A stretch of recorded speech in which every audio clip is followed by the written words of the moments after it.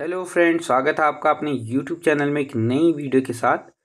तो इस वीडियो में आज हम बात करने जा रहे हैं जो कुछ भी नए अपडेट और नई जानकारियां निकल करके आई हुई है, जो नए परिवर्तन हुए हैं, उन सभी के बारे में डिटेल से जानेंगे। तो बने रहेगा वीडियो में अंत तक।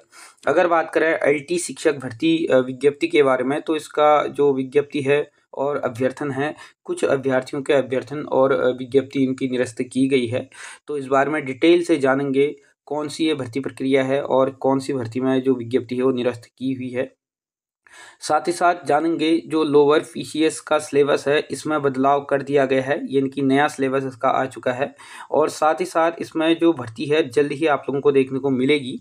तो इस बारे में भी डिटेल से जानेंगे। अब जो नया सिलेबस है उसके अकॉर्डिंग जो परीक्षा है किस हिसाब से होगी, डिटेल से जानेंगे। और इसका जो अंक है वो अब कितने अंकों का ये रहेगा, कितने इसमें पेपर अब दिए जाने हैं, तो उन सभी चीज़ों के बारे में डिटेल से जानेंगे।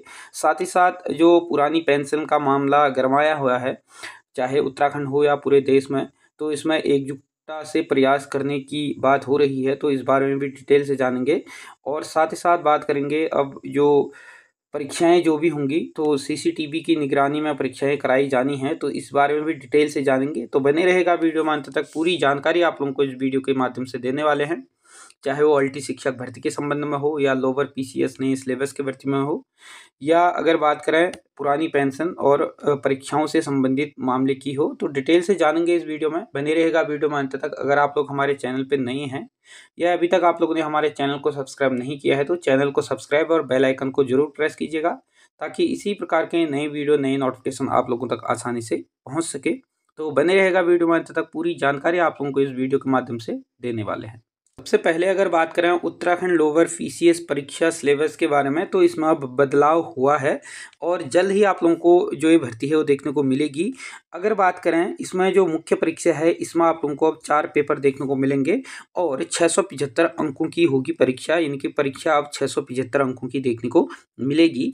तो इसमें जो बदलाव है आप लोग देख सकते हैं कि अब उत्तराखंड जो पीसीएस के बाद अब सरकार ने उत्तराखंड जो सम्मिलित राज्य अपर अधीनस्थ सेवा परीक्षा है लोअर पीसीएस का पाठ्यक्रम भी बदल दिया है। और इसमें उत्तराखंड से जुड़े जो 2 प्रश्न पत्र हैं वो जोड़ दिए गए हैं, यानी कि 2 प्रश्न पत्र नए इसमें जोड़ दिए गए हैं। और कार्मिक जो आप लोग देख सकते हैं, जो इसमें आप लोग कार्मिक विभाग के राज्य लोक सेवा आयोग को संशोधित जो परीक्षा पैटर्न है वो इसमें भेजा गया है। और पिछले दिनों शासन ने आयोग की लोअर पीसीएस की जो परीक्षा थी, इसमें 117 पदों पर भर्ती का जो अधियाचन था वो भेजा था। और चूंकि इसमें परीक्षा का सिलेबस बदलना भी था, इसलिए आयोग ने संशोधन भी जो है इसमें भेजा था और कहा था कि जो अपर कार्मिक ललित मोहन राय जो सचिव हैं अपर कार्मिक की ओर से आयोग को भेजे गए इस नवीनतम पाठ्यक्रम के मुताबिक ही अब जो परीक्षा है वो होनी है। और आयोग के सचिव जो हैं JS रावत जी, इनके द्वारा बताया गया है कि जल्द ही विज्ञापन जारी किया जाएगा। और प्री परीक्षा सामान्य अध्ययन एवं सामान्य बुद्धि परीक्षण, इनकी रीजनिंग जो रहती है कि पूर्व की ही भांति होंगी, और जो आपकी 150 नंबरों की देखने को मिलेगी, और जिसके लिए 2 घंटे का समय इसमें दिया जाएगा। और 150 अंकों की ये रहेगी और 150 सवाल इसमें पूछे जाएंगे। लेकिन मुख्य परीक्षा पहले 200-200 अंकों के 2 पेपर होते थे, जो कि अब 4 पेपर होंगे, यानी कि अब इसमें 2 और जोड़े गए हैं। और जिसमें सामान्य हिंदी का पेपर 100 अंक का होगा, जिसमें 2 घंटे में आपको 6 जो होंगे सवाल कराए जाएंगे। और साथ ही साथ दूसरा निबंध का पेपर होगा, जिसमें 100 अंकों का होगा, जिसमें भी 2 निबंध लिखने को आपको 2 घंटे का इसमें भी समय दिया जाएगा। और साथ ही साथ आप लोग देख सकते हैं, और तीसरा जो सामान्य अध्ययन का जो प्रथम पेपर होगा, जो 200 अंकों का होगा, इसके लिए 3 घंटे का समय दिया जाएगा और 20 सवाल इसमें कराए जाएंगे। चौथा जो पेपर रहेगा वो जो सामान्य अध्ययन द्वितीय का पेपर होगा, जिसमें भी 200 अंक के 20 सवाल जो है वो इसमें 2 घंटे का इसमें 3 घंटे का इसमें समय दिया जाएगा। तो आप लोग इसमें देख सकते हैं। और पहले इंटरव्यू 50 अंकों का होता था, अब इंटरव्यू जो है वो 75 अंकों का होगा। इस तरह से लोअर पीसीएस मुख्य परीक्षा अब 450 अंकों के बजाय पहले 450 अंकों की होती थी, लेकिन अब 675 अंकों की होगी। आयोग के जो प्रवक्ता भर्ती की भांति ही बिना राज्य आंदोलनकारी आरक्षण इस विज्ञापन को भी जारी करेगा और आरक्षण पर शासन से निर्देश मिलने के बाद इसमें करवाया जाएगा। यानी कि जैसे आप लोगों को प्रवक्ता शिक्षक भर्ती में देखने को मिला है कि राज्य आंदोलनकारी जो 10% आरक्षण देने की बात करी गई थी, तो उसके बिना ही इसमें विज्ञापन जारी कर दिए गए थे। लेकिन शासन से इसमें पूछा गया है, दिशा निर्देश मांगे गए हैं। अगर शासन दिशा निर्देश देता है तो उस आधार पर इसमें जो है पदों का बंटवारा कर दिया जाएगा। लेकिन फिलहाल के लिए आप लोगों को इसमें विज्ञापन जो है वो जारी देखने को मिल जाएगा। इसमें आप लोग पदों की संख्या आप लोग देख सकते हैं। नायब तहसीलदार के 36 और उप अगर का जो कार्यपाल है इसके 14 और पूर्ति निरीक्षक के इसमें आप लोगों को 36 और विपणन निरीक्षक के 6 पद, आबकारी निरीक्षक के 5 पद, जिला युवा कल्याण प्रांतीय रक्षक दल अधिकारी के 4 पद, ज्येष्ठ गन्ना जो विकास निगम में 2 पद, गन्ना विकास निरीक्षक के 6 पद और खंडसारी निरीक्षक के 3 पद, श्रमिक जो श्रम प्रवर्तन अधिकारी हैं इसके 4 पद आप लोगों को देखने को मिल जाएंगे। टोटल अगर पदों की बात करें 117 इसमें पद देखने को आप लोगों को मिलेंगे। जल्द ही आप लोगों को हो सकता है इसी हफ्ते आप लोगों को जो है इसका जो विज्ञापन है वो देखने को मिल जाए। तो अगर बात करें उत्तराखंड में जो सरकारी स्कूल हैं, इनकी अटल स्कूल जो चलाए जा रहे हैं, इसके लिए जहां पर पाठ्यक्रम जो CBSE पढ़ाया जा रहा है, तो यहां पर CBSE ने दिशा निर्देश देते हुए शिक्षा विभाग को जो है इसमें निर्देश दिए हैं कि अटल स्कूलों में इनके लिए निर्देश भेजे हैं और कहा है कि जो CBSE स्कूल से में CCTV की निगरानी में होंगे इम्तिहान, यानी कि जो इम्तिहान अब रहेंगे वो CCTV की निगरानी में रहेंगे। यानी कि जो CBSE है इसके द्वारा इन स्कूलों को निर्देश दिए गए हैं कि स्कूलों में CCTV की व्यवस्था की जाए। इसी की निगरानी में अब जो परीक्षाएं रहेंगी यहाँ पर वो सारे के सारे आप लोगों को जो है इसकी निगरानी में देखने को मिलेंगे। और राज्य में अगर बात करें 189 आप लोगों को अटल स्कूल देखने को मिलेंगे उत्तराखंड में, जो जहाँ पर आप लोगों को जो CBSE बोर्ड के माध्यम से यहाँ पे परीक्षाएं जो है संचालित होंगे। और यहाँ पे जो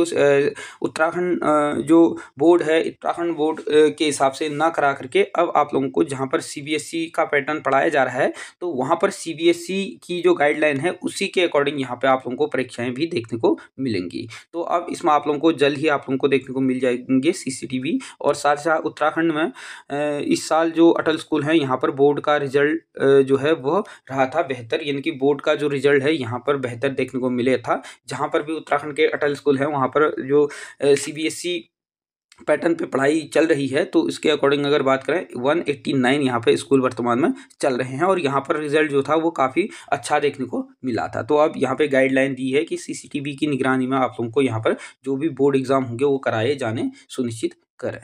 उत्तराखंड पर्वतीय कर्मचारी शिक्षक संगठन की बैठक में ये निर्णय लिया गया है कि जो पुरानी पेंशन मामला चल रहा है इसके लिए जो है एकजुटता से प्रयास करने को इसमें कहा गया है। जो पुरानी पेंशन का मामला है ये फिलहाल उत्तराखंड में आप लोग देख ही रहे हैं कि यहाँ पर जोर शोर से इस पे जो है आंदोलन की भी चेतावनी सरकार को दी जा रही है और साथ ही साथ इस पर भी जो है मामला चला हुआ है। और उत्तराखंड जो पर्वतीय शिक्षक कर्मचारी संगठन है इनके द्वारा जो पुरानी पेंशन योजना के लिए आवाज़ उठाई जा रही है इसके लिए जो है बराबर की भागीदार सभी है। और निर्णय लिया गया है कि शनिवार को इसकी जो संगोष्ठी हुई इस संगठन की तो उसमें कहा गया है कि प्रदेश के अध्यक्ष जो RS एरी जी हैं इनके द्वारा आयोग की वर्चुअल जो बैठक हुई है जिसमें बताया गया है कि जो पुरानी पेंशन का मामला है इसमें जो संगठन है सभी संगठन एकजुट होकर के इसमें जो है आगे की कार्रवाई सुनिश्चित करो और इसके लिए अपनी मांगों को रखें। तो इसके लिए भी कल वर्चुअल मीटिंग करवाई गई है और इसमें एकजुट से प्रयास करने के लिए भी जो है कहा गया है संगठन की ओर से। अब अगर बात करें LT शिक्षक भर्ती की तो इसमें जो अभ्यर्थन है इसकी विज्ञापन की जो अभ्यर्थियों के अभ्यर्थन है उसका निरस्तीकरण कर दिया गया है। तो कौन से ऐसे अभ्यर्थी हैं और कौन सी ये भर्ती है तो इसमें आप लोग देख सकते हैं उत्तराखंड अधीनस्थ सेवा चयन आयोग के द्वारा माध्यमिक शिक्षा विभाग के अंतर्गत सहायक अध्यापक LT के विभिन्न विषयों पर 8/8/2021 में लिखित जो परीक्षाएं कराई गई थी, यानी कि ये जो भर्ती है वो 2021 की। लोग ये कहेंगे कि सर जो हाल फिलहाल में 2024 में जो भर्ती हुई थी LT शिक्षक भर्ती की अगस्त में तो उसका ये क्या रिजल्ट है या उसका ये अभ्यर्थन निरस्त किया गया है या विज्ञापन इसका निरस्त किया गया है, तो ये नहीं है। ये 2021 की जो भर्ती थी उसका जो अभ्यर्थन है उसको निरस्त किया गया है।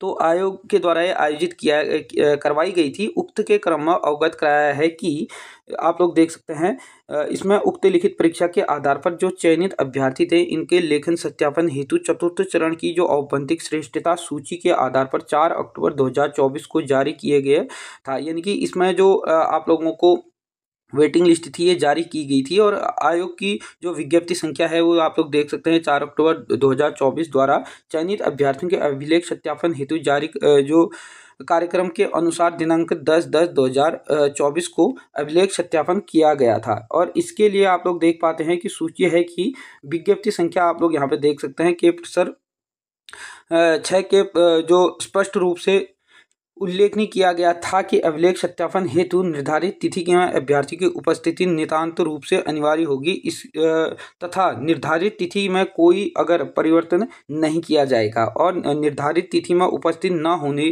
के संबंध में यदि कोई गंभीर कारण हो तो उसे संबंध में अभ्यर्थी का जो साक्ष्य के साथ ही अभिलेख जो है सत्यापन निर्धारित तिथि से आगामी 7 दिनों के अंतर्गत इसमें करवाए जाने की रूपरेखा इसमें रखी गई थी। लेकिन इसके अलावा अगर कोई ऐसे अभ्यर्थी थे जो उपस्थित नहीं हो सकते हैं तो इसके पश्चात ही कोई भी अभ्यर्थी अभिलेख सत्यापन के लिए अन्य तिथि को निर्धारित नहीं होगा। यानी कि कोई ऐसा बीमार हो गया हो या किसी अन्य कारण से नहीं आ पा रहा है जो ठोस कारण होना चाहिए तो उसका तो 7 दिनों के अंदर कराए जाने की बात करी गई थी। लेकिन उसके अलावा अगर कोई ऐसे होंगे कि जो नहीं आए होंगे तो का निरस्त कर दिया जाएगा, यानी कि नहीं उनको लिया जाएगा। तो ऐसे में आयोग के जो विज्ञप्ति क्रमांक है 4/10/2024 के स्पष्ट रूप से जो अभिलेख सत्यापन हेतु निर्धारित तिथि में 7 दिनों के जो अवधि के उपस्थित होने के लिए द्वितीय अवसर दिया गया था, परंतु 7 दिनों के अंतर्गत भी उनके द्वारा निम्नलिखित जो अभ्यर्थी थे ये उपस्थित नहीं हुए थे। उक्त चयनित